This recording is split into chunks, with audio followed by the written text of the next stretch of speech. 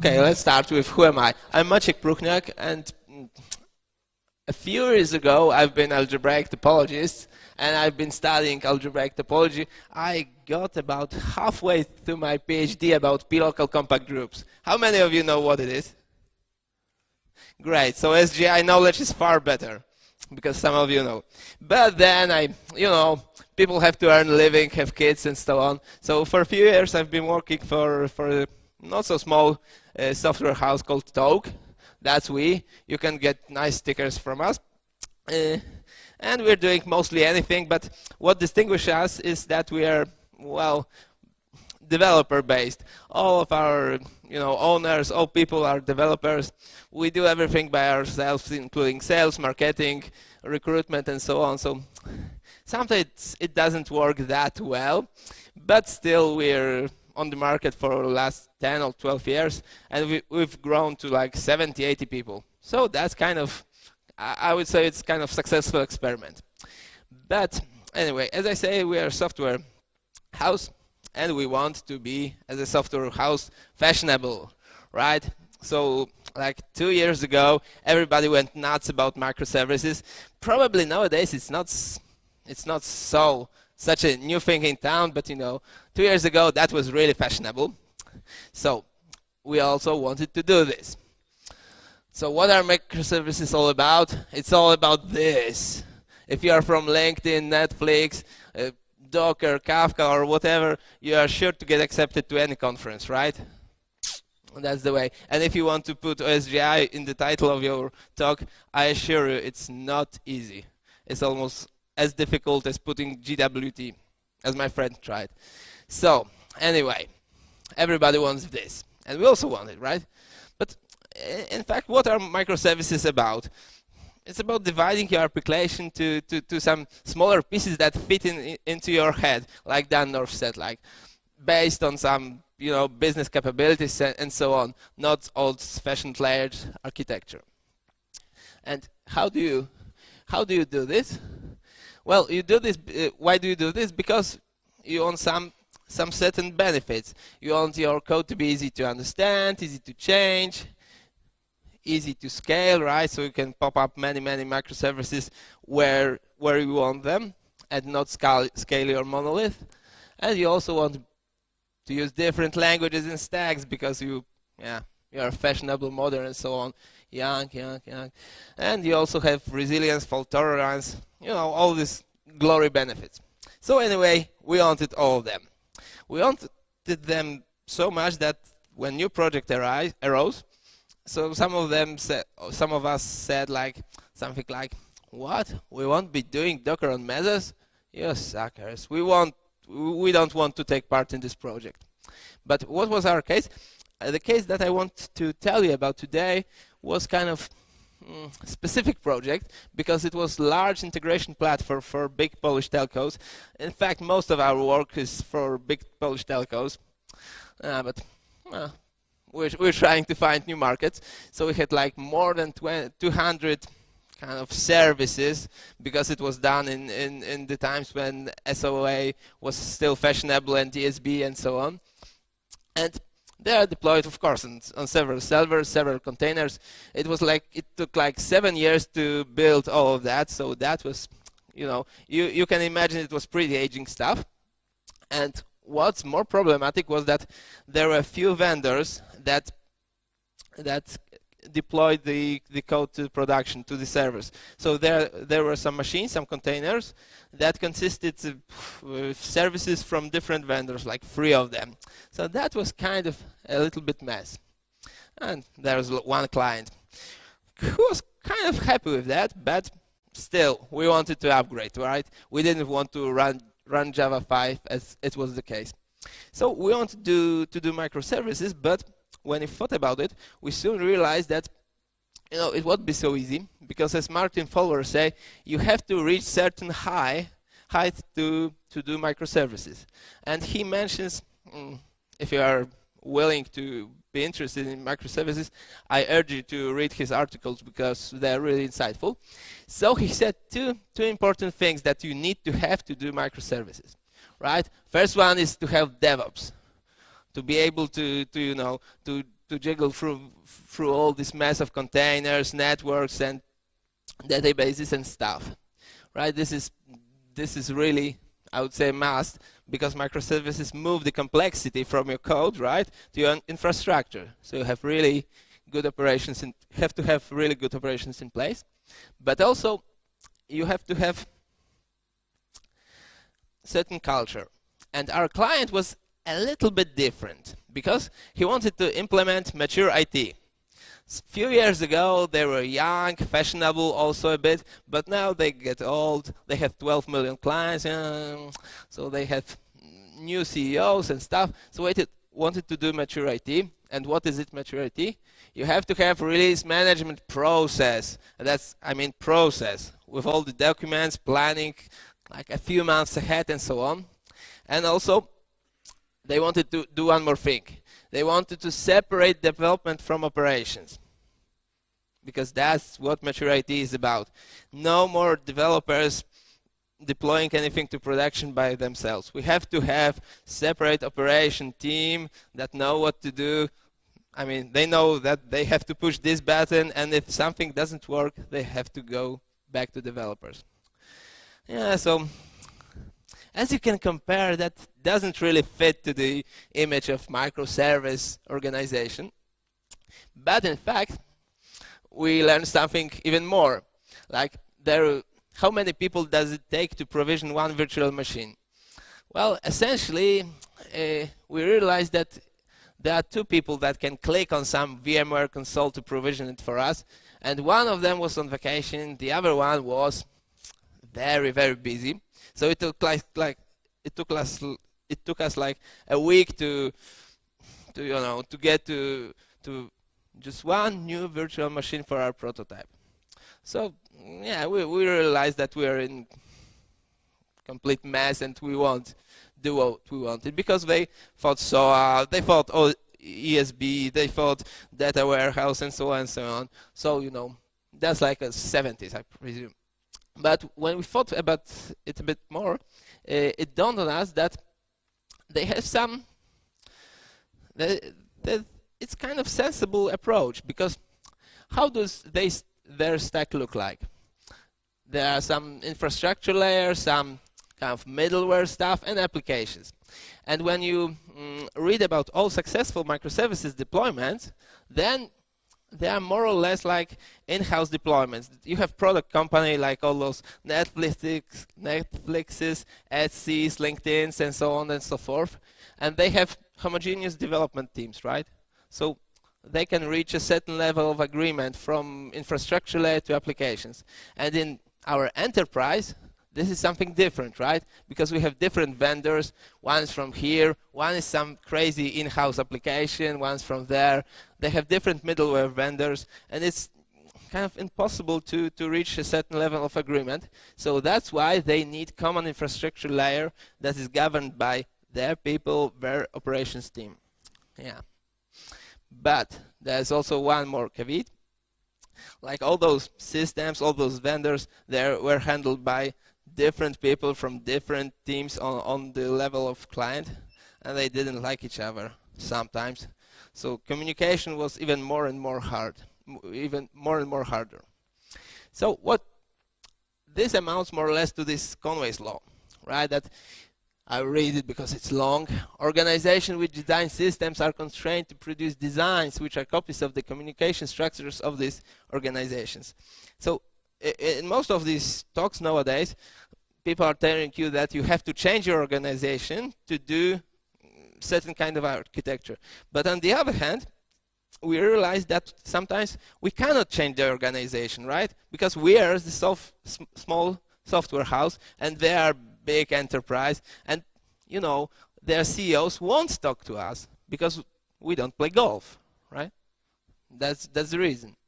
So what are your options? Well, the first option is to find kind of powerful ally, but I said it would have to be really powerful on some executive level, and we couldn't do that. And the other option, pretty interesting, is to change the job. And actually, my friend did exactly that. And now he's pretty kind of pretty happy as a head of IT department, and he's doing microservices because he's got a product company. So that's an option. You should, in our situation, you should consider that. But there's another option, and that is sit down and think. You are already sitting down and thinking, so you are in a good way. So that's exactly what we did, and we wanted to think what can we save from all these benefits, right? Scalability, easy to change, being able to have different platforms, and so on and so forth. So what we came up with? Well, the thing is that microservices are just just a new way to build modular applications. Like we used to be building modular application using Corba, ESB, EJBs, and how is it called? I can't even recall all those specifications that should lead us to our service heaven. But what is exactly modularity? Well, modularity can be on different levels. On the level of development, that is code, on the level of packaging, how many packages do you have, or on the level of deployment. So this is the most kind of easy way to do modularity. You just separate your code to different packages, right? And then you throw it into one jar, var, or whatever, and you deploy it on one server. And that's the microservices way of modularity. You take code into different packages, you package it into different jars, and you deploy it on different containers. But there's a third way. You separate code into your packages, you put it into different bundles, jars, packages, deployment units, but you deploy it still on one container, so that your operation guys know just about this one. So how would you do it? We'll see. Because in fact Java is container, right? I'm sure you've seen this marketing bullshit not one time, but many times. Write once, run anywhere, everything will be applets and everything will be happy, right?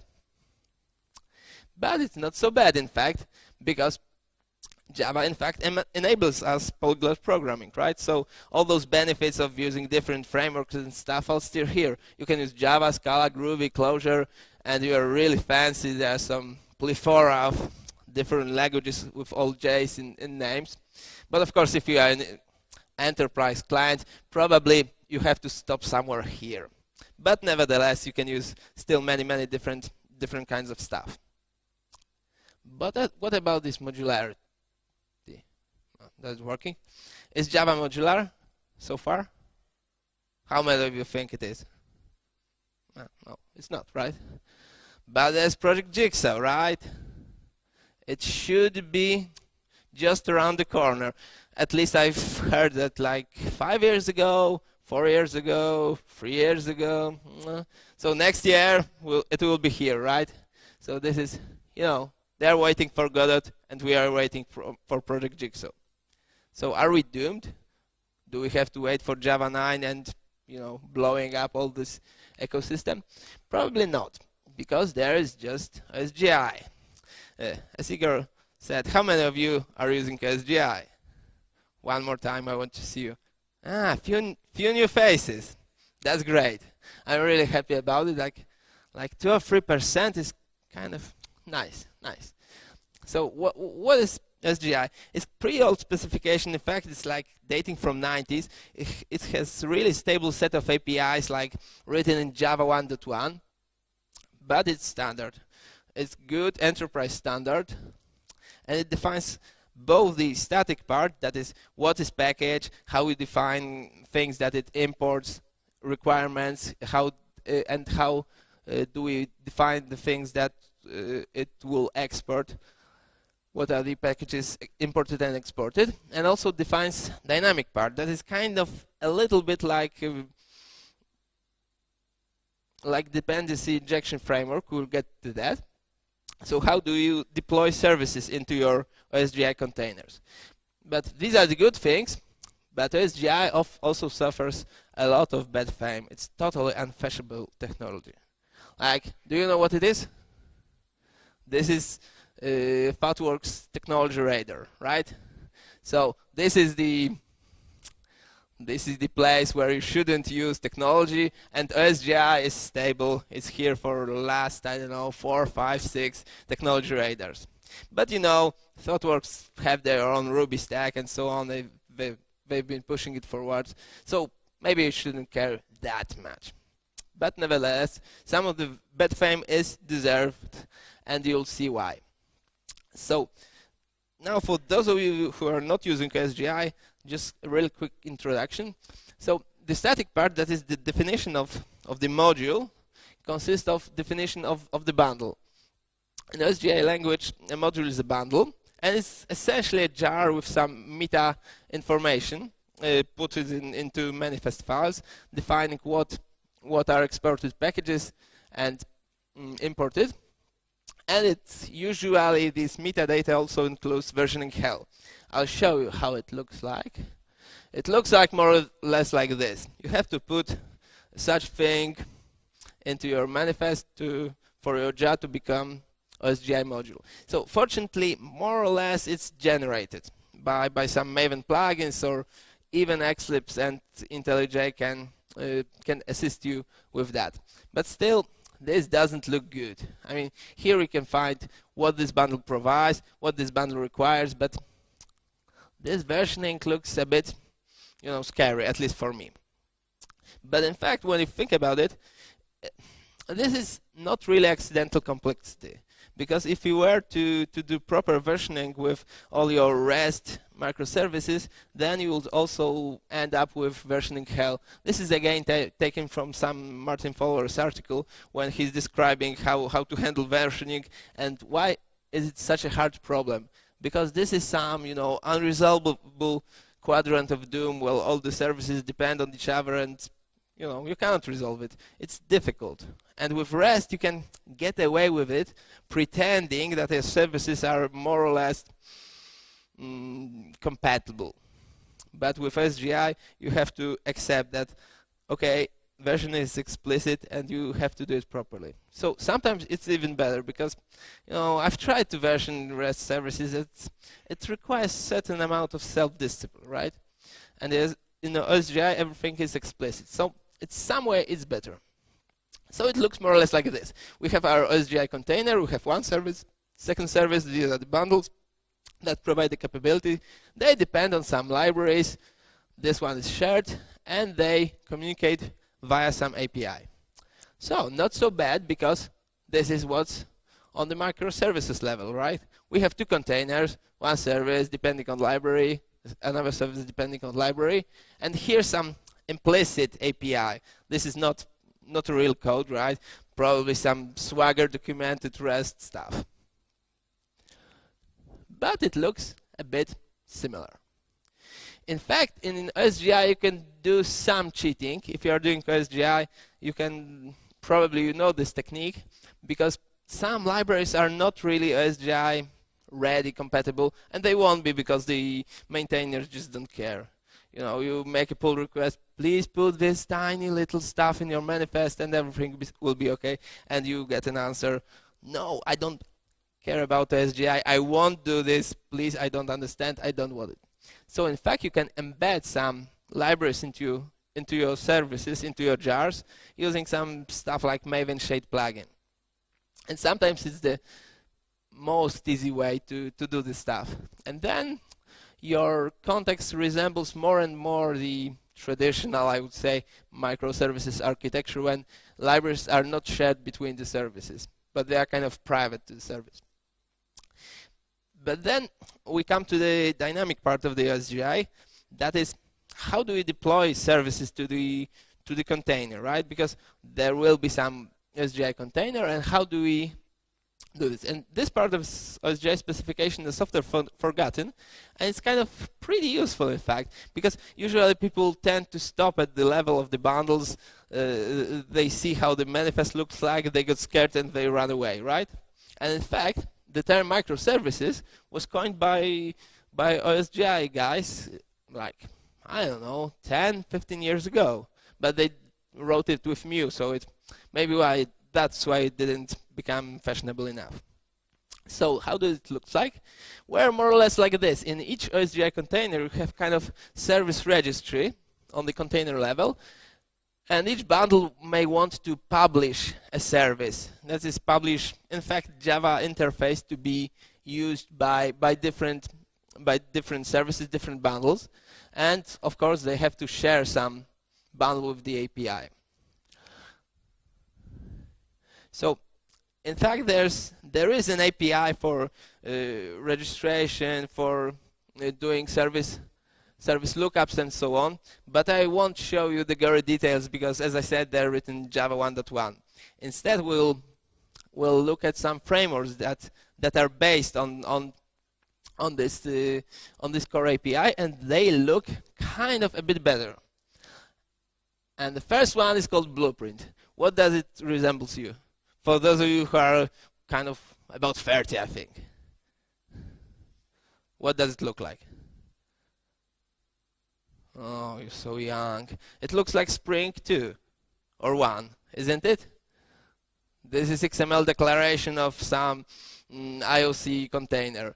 It's just different top-level declaration, different namespace, but you have bin properties, you know, all this XML hell that you want to forget about. But it's working. It's, again, kind of OSGi standard, and you can do kind of, you know, Springish dependency injection, communicate it with other bundles via some special tag references and so on. But you know what? Just 5 minutes before this talk, my friend texted me and said, you know, tell them that Blueprint sucks because I cannot write some unit tests. So I'm telling you that. Maybe it's not the best specification, but they are better. One of them is declarative services. So you write your service. This is like coffee service, unfortunately with a typo, but please don't care about that. We define that it will be a component, it will be a service that exposes this interface, and that's all. And we plug some Maven plugins to generate some crazy XML definition. So this looks a bit better, but these annotations are from some crazy Felix OSGi container stuff, so probably you wouldn't want to use this. But things can get somewhat better, because in fact we can even use annotations from, you know, normal Java JSRs, like you would do in modern Spring or in Wildfly CDI and so on. So again, they work kind of differently, and not everything is working, but still you can build your application using just, you know, normal singleton annotations, injection and stuff, and it will work. Here we are saying that we're exposing the service for the other bundles. If we wouldn't do that, then this our service would be available only for different kind of beans in our this one bundle. So this is kind of interesting because we can control what beans are public and which are private to our bundle. And not like, you know, in very big Spring application when you have 300 different beans and you still you try to auto-wire them, but you don't know which goes with which. But what is more interesting about OSGi and containers is that it's not just you run it, the context is boot, and everything works until you hit kill, right? In OSGi, things have certain life cycle. The code can be hot swapped by some mechanisms, usually even by jar hot deployment. And also the services can come and go. They can be stopped and started. And this leads to many subtle bugs and problems, but it gives you also opportunities to do updates of code without restarting containers. It's about tricky, but it works. So how do we deal with all those lifecycle stuff? Well, in declarative services, we can just annotate our methods with activate and modify annotation. So if we start our bundle, this will be called. If we update, modify code, this will be called, and so on and so on. So it's kind of pretty standard mechanism. There's nothing more or less to worry about except for race conditions, deadlocks, and stuff. What's also pretty interesting about OSGi, it has pretty nice specification for configuration, right? Because if you write normal kind of Spring Boot application, you end up with configuration put into somewhere into the jar, or you handcraft mechanism for configuration auto reloading. Been there, done that. It's not so funny. Or you can use some modern libraries from Netflix on stuff that can update your configuration on the fly. And in OSGi, it's there for like 15 years. It just works. It works by properties file. So again, not some fancy JSON stuff, but it works. It works. It really works. And it's mostly file backed, but you can write your own mechanism. And what's more important is that all these frameworks provide methods to be able to get your service updated with new configuration. So again, it works more or less like this.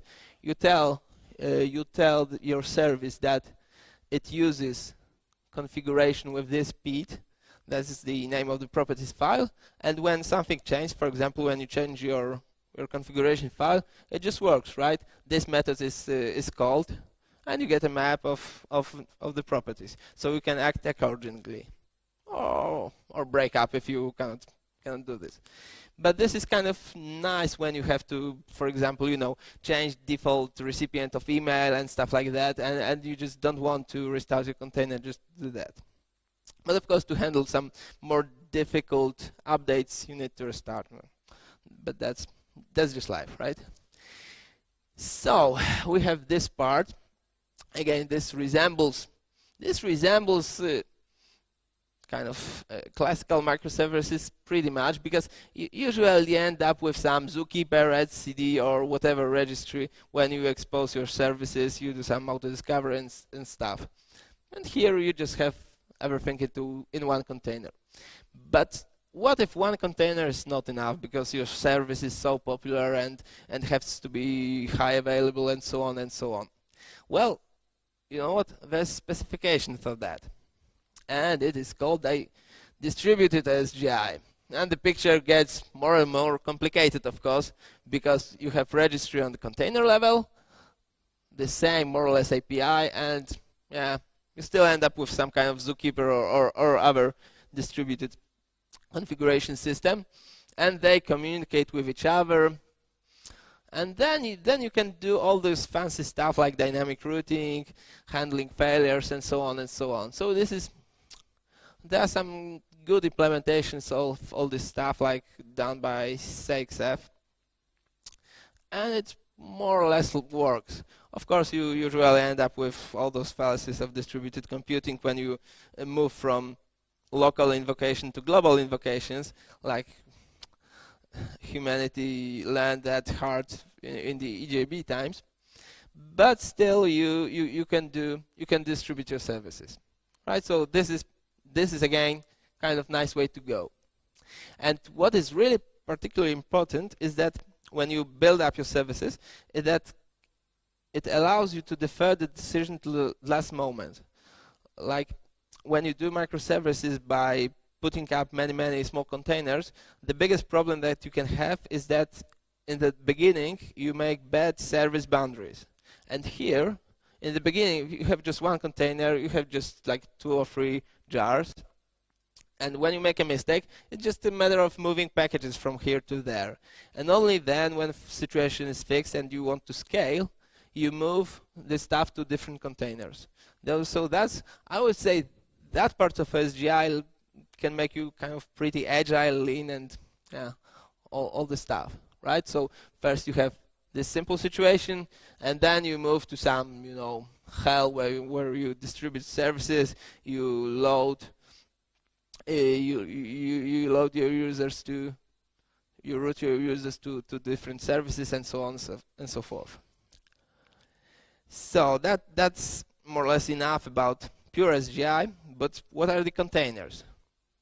Well, I want to tell you about a few words about Apache Karaf.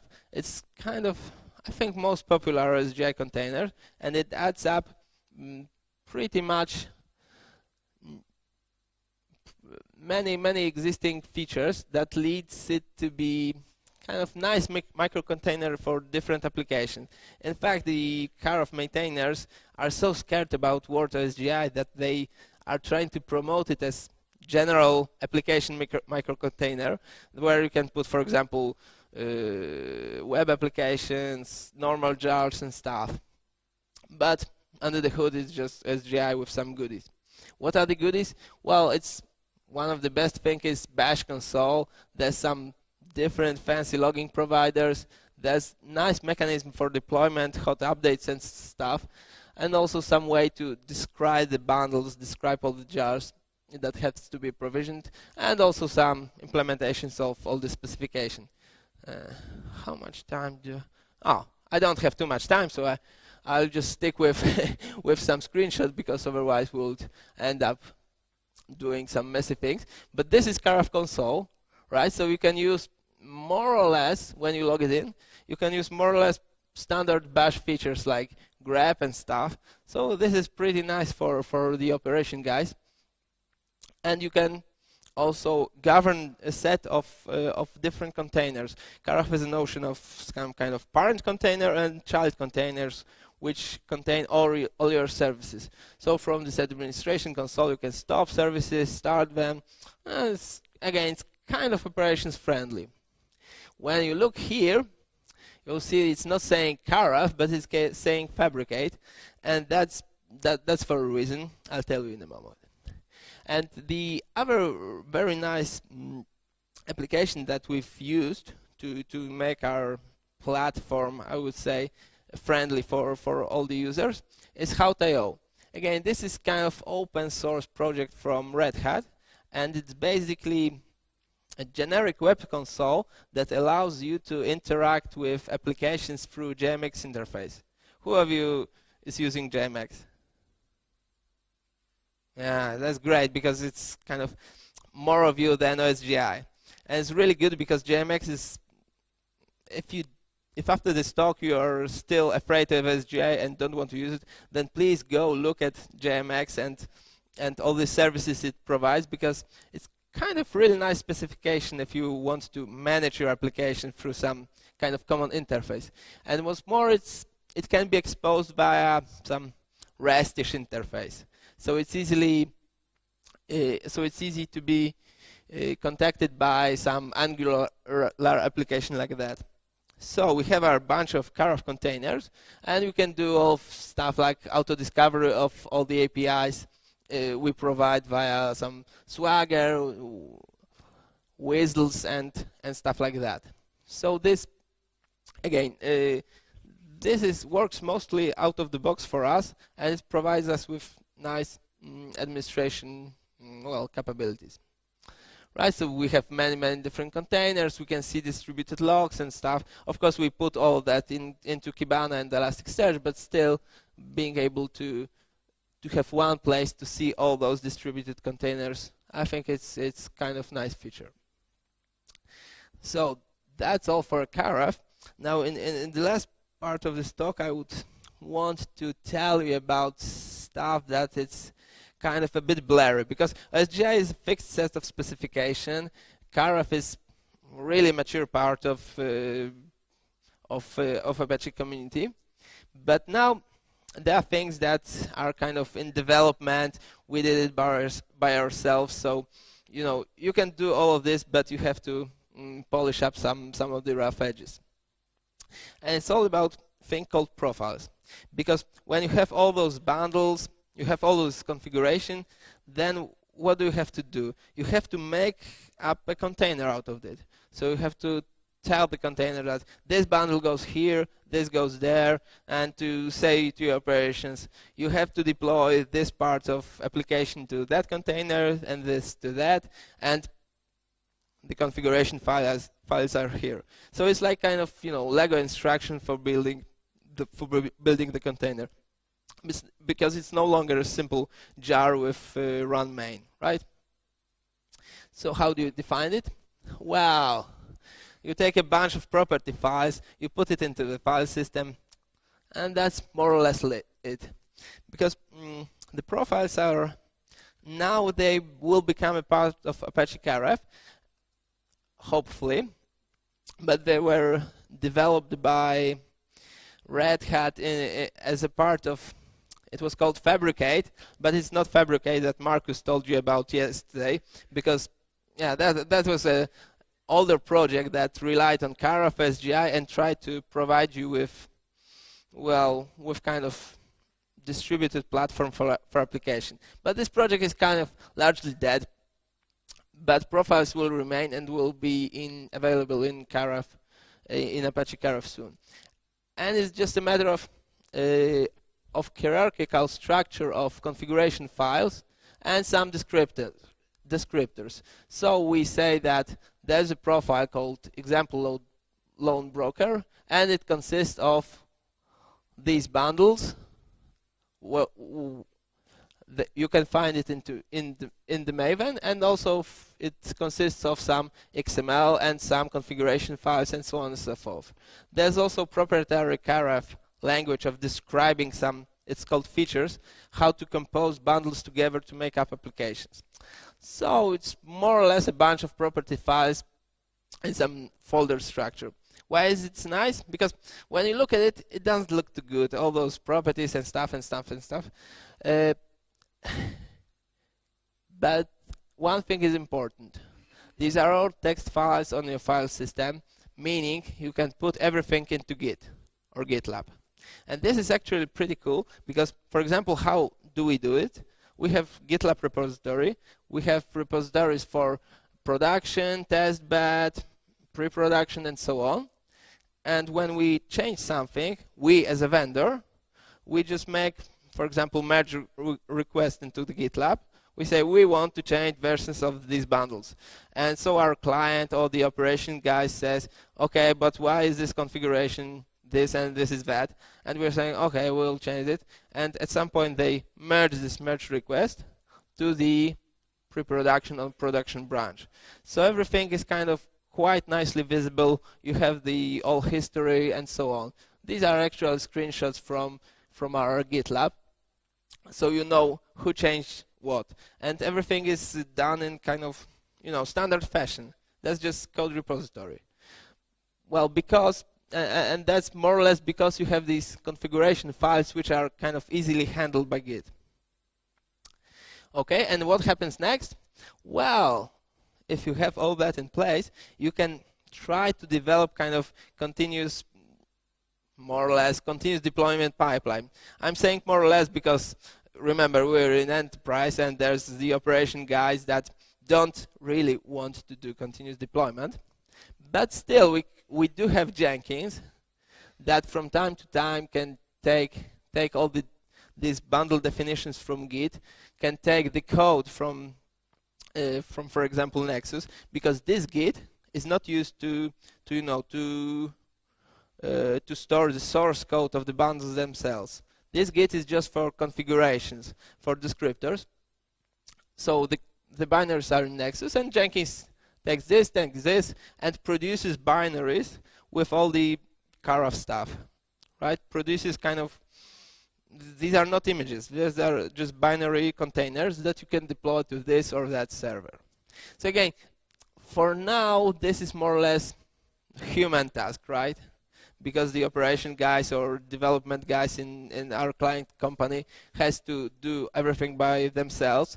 But hopefully, as situation becomes better, we can automate most of this feature. And what is also nice about Git is that you can enable some crazy hacks around different features needed to go to different productions, right? Because in Git you can create branches easily and say, okay, this feature, this configuration will go just to the test, but this fix we need to go into production, right? So just like with your normal branches in the code, feature branches and all this Git flow, you can do the same with your configuration, with your descriptors of your containers. So this is actually also pretty usable, pretty cool. So the biggest benefits of using OSGi and Karaf, as I said, is the first decision to the last moment, and where do you locate your services in which containers on what servers. You can separate code from deployment. This is actually, this is the most important thing in our enterprise situation, because we write the code and the client wants to handle all the configuration. He wants to decide how to configure stuff, how to route stuff, how to decide where to put all the things in the containers. And that is totally different situation than, for example, in kind of product company, when you have more or less homogeneous development teams. And what is also, again, it's more or less important only for enterprise, it's built on standards, right? You don't have to convince that this Docker thing is kind of, it's new, but let's use it. And the admin guy says, what? No. Yeah. So OSGi's old standard can be trusted. But everything is more or less open source. In fact, everything we use is open source because that's the way you do it.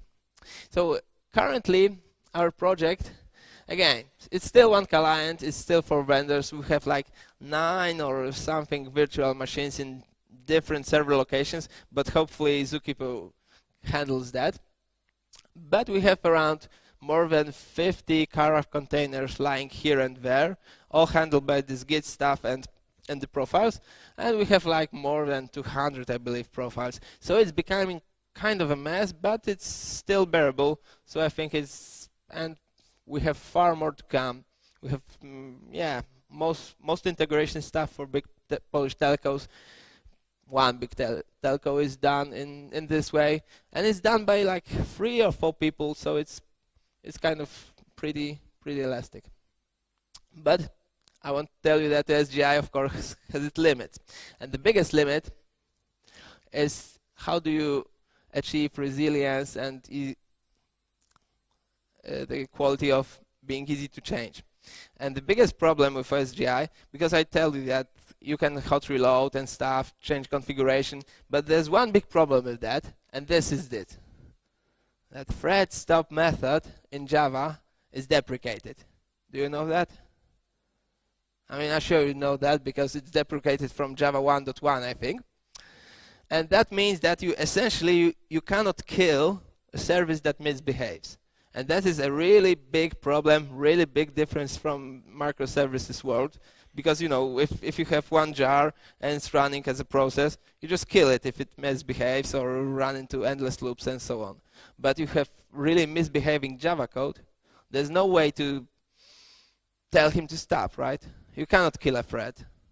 It just has to die because he wants to. So if you make a service that gets into the endless loops, you have to restart all the container. So that's actually a big limitation. And also the hot deployment is also being able to change stuff on the fly is very nice for development because it gives you some kind of JRebel feeling.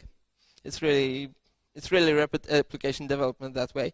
But in production, hot deployments tend to get pretty messy. Because, for example, I had one client, one project when we didn't restart container for like a year, 2 years, and we did hot deployments. We changed stuff on the fly, but it turned out after those 2 years that something subtly broken during the road, and when we really wanted to restart the container, no fucking way it would boot up again. So that is, hot deployments are kind of messy thing. So in the end, I think we still want to have unmodifiable containers that they are probably built by this Jenkins. You end up with large binary, you just put it into production, boot it, and when you change something, you just make a new container, you replace that, just like with kind of Docker image, right?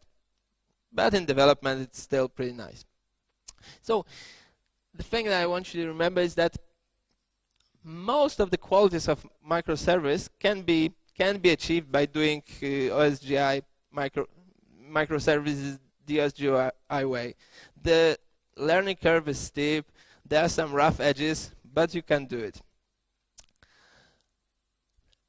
And the final thing is that just because you don't have root access, it doesn't mean you cannot do modular applications. That's no excuse, right? That if you administrators don't want you to use Docker, Mesos, or whatever, you can still have nice modular applications this way or that way. OSGi is kind of interesting way in some contexts, but in the end you have to choose your own way. This is K2 and we are probably somewhere here. I think this is the normal way and this is called WC reach. But you can go this way also, hopefully. Okay, so thank you for your attention. If there are any questions, then please, and I can be reached somewhere. Oh.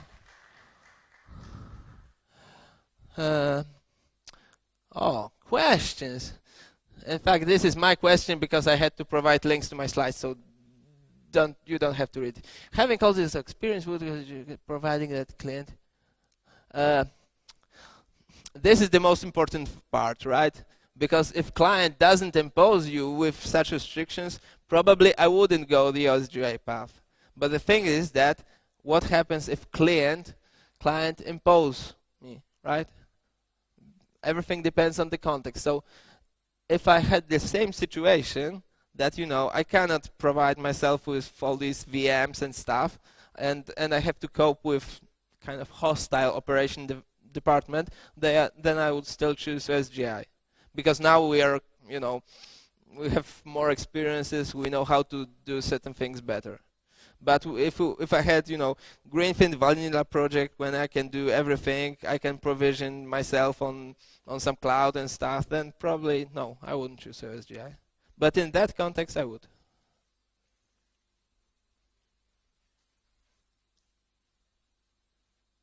Any more questions?